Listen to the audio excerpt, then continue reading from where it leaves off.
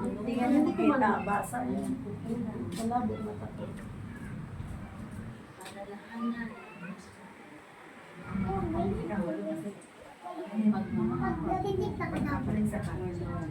Tatlo na ito. Tatlo na sa Bible. Iyak na narap siya. Kasi nasaling po sa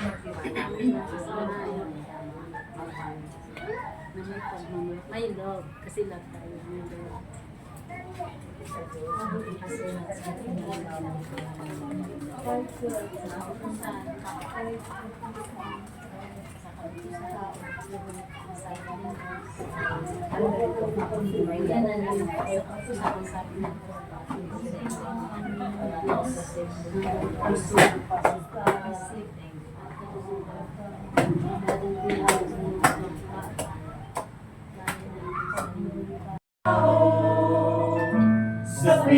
Sa huling pagkakataon, sabihin natin, sa iyo ang buhay ko, Panginoon.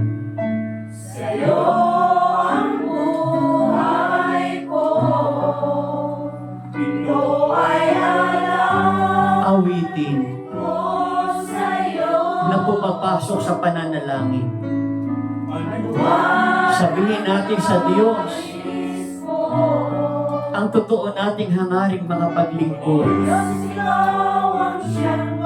At sabihin natin sa Kanya, gamitin mo kami, Panginoon.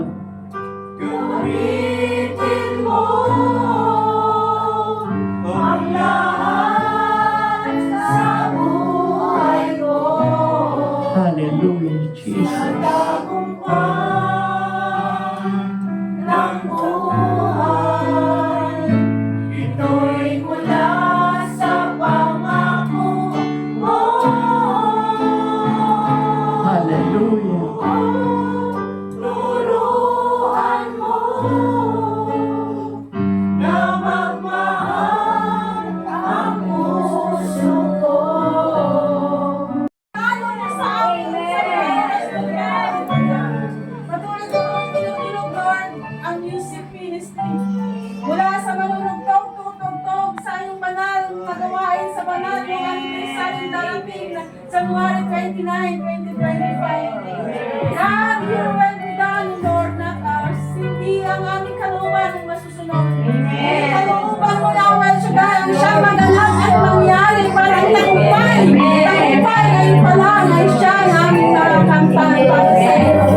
Patuloy tinataas po, Panginoon, ang mga awit na ito. Patuloy mo kaming humihingi ng kapatawaran sa aming mga kasalanan. Mula noon hanggang sa kasalukuyan.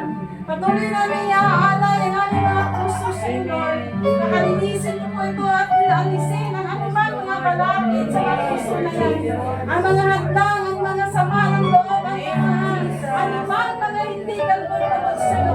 Pag-ibig, pagmamahalan, at pananalinan sa bawat isa para magkaroon ng tagumpay sa iyong gawain. Not just only for anniversary, but always, Lord, sa iyong gawain sa bawat Miyerkules na aming pinupuritan sa lugar na ito.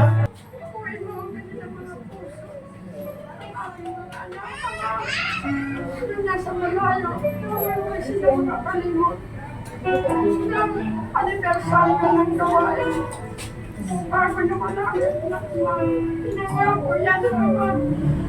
Kasi hindi ko pakabayaan ang gawain. Ang kamayon, ako ko ang gawain. Ama, ikaw ang alam kung hanggang saan. Ang palain mo ang gawain naman. Ang lahat ng mga tumutulong sa gawain na ito.